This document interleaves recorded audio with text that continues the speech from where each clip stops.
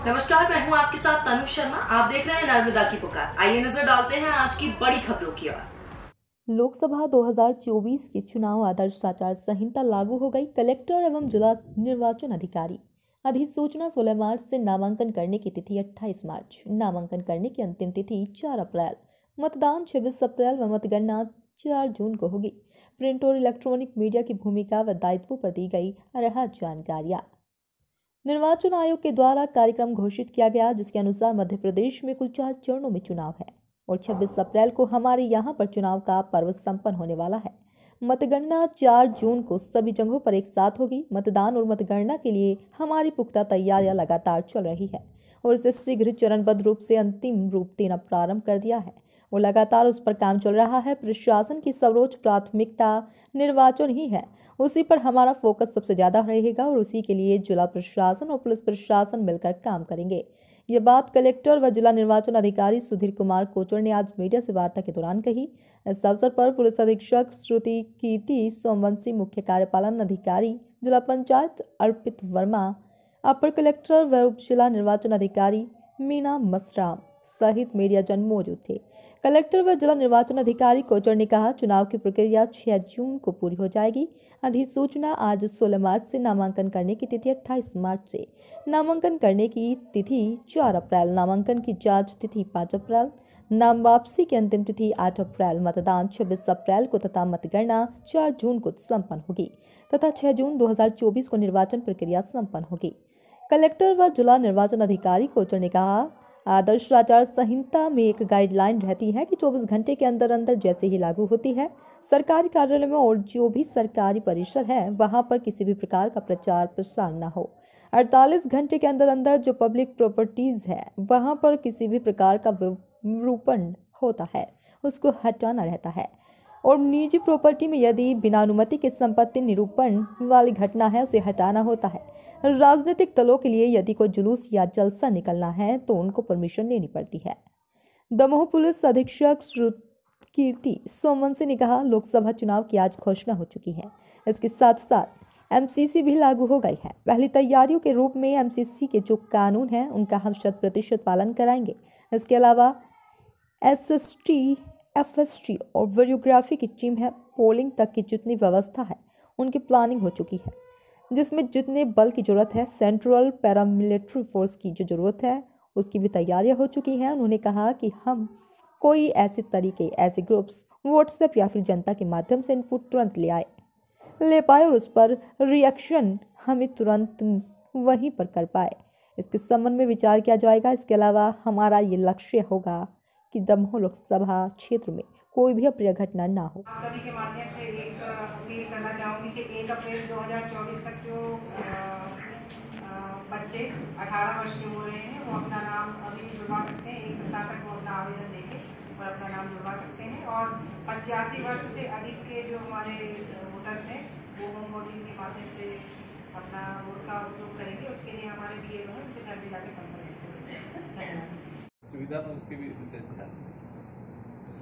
जैसा कि आप सब जानते हैं कि आज निर्वाचन आयोग द्वारा प्रेस कॉन्फ्रेंस करके और पूरे देश में लोकसभा निर्वाचन 2024 के लिए चुनावों की तिथियों की घोषणा कर दी गई है, अधिसूचना जारी कर दी गई है और इसी के साथ पूरे देश में, मध्य प्रदेश में, दमोह में आदर्श आचरण संहिता तत्काल प्रभाव से प्रभावशील हो गई है और इसी परिप्रेक्ष्य में जो कानून और नियमों की मंशा है उस मंशा के अनुसार हमने सबसे पहले अभी प्रेस कॉन्फ्रेंस का आयोजन किया और प्रेस में, मीडिया के हमारे बंधुओं और बहनों को हमने सारे प्रावधानों से अवगत कराने का प्रयास किया और इसके बाद राजनीतिक दलों के हमारे जो प्रतिनिधिगण हैं उनके साथ भी मेरी और एसपी साहब की अभी बैठक है।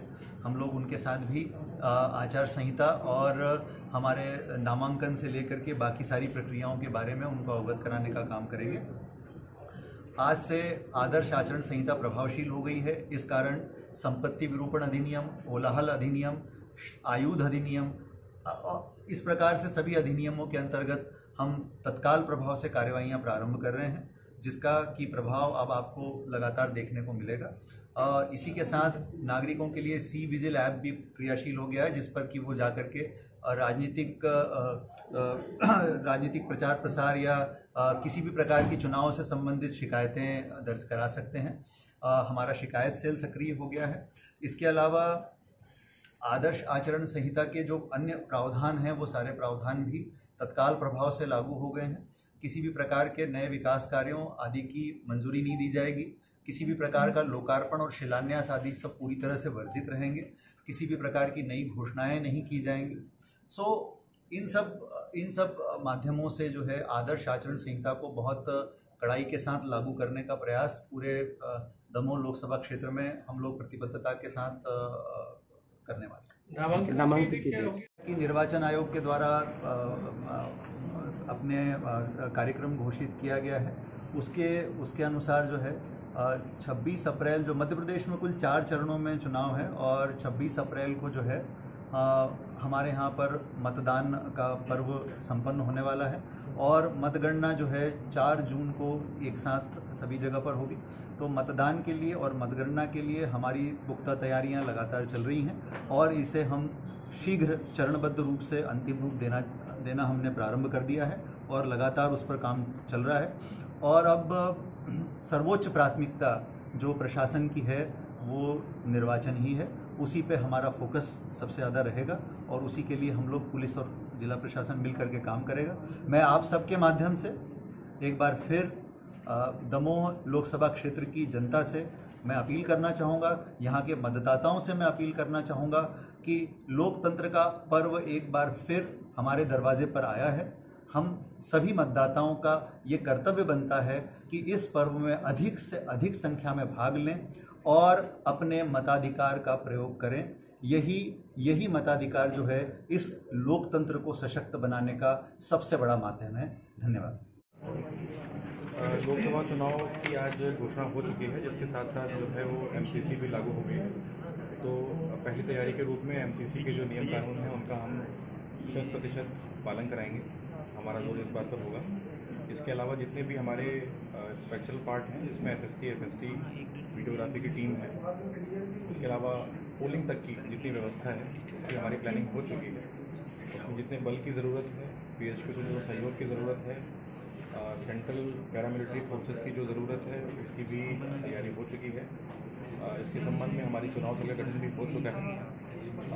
रही बात इसमें जो जनता का सहयोग है या मीडिया कर्मियों का सहयोग है, उसमें जैसे अभी भी एक पिछली मीटिंग में ये पॉइंट आ रहा था कि जनता का जो इनपुट है वो लोगों तक अधिकारियों तक बहुत लेट पहुंच रहा है और उस पर कार्रवाई और लेट हो रही है। तो अभी मैं अपने अधिकारियों के साथ बैठ के इस संबंध में एक बैठक रख रहा हूँ कि हम और कोई ऐसे तरीके ऐसे कोई और ग्रुप्स व्हाट्सएप या किसी अन्य माध्यम से जनता का इनपुट तुरंत ले पाएँ और उस पर फौरी एक्शन हम तुरंत वहीं पर कर पाएँ। इस संबंध में हम एक आज मीटिंग करेंगे जिसमें ये विचार किया जाएगा। और इसके अलावा जो उस पूरी व्यवस्था का और जो हमारा अंतिम लक्ष्य है वो ये रहेगा कि दमोह लोकसभा क्षेत्र में कोई भी अप्रिय घटना ना हो और हम फ्री एंड फेयर इलेक्शन करा पाएँ।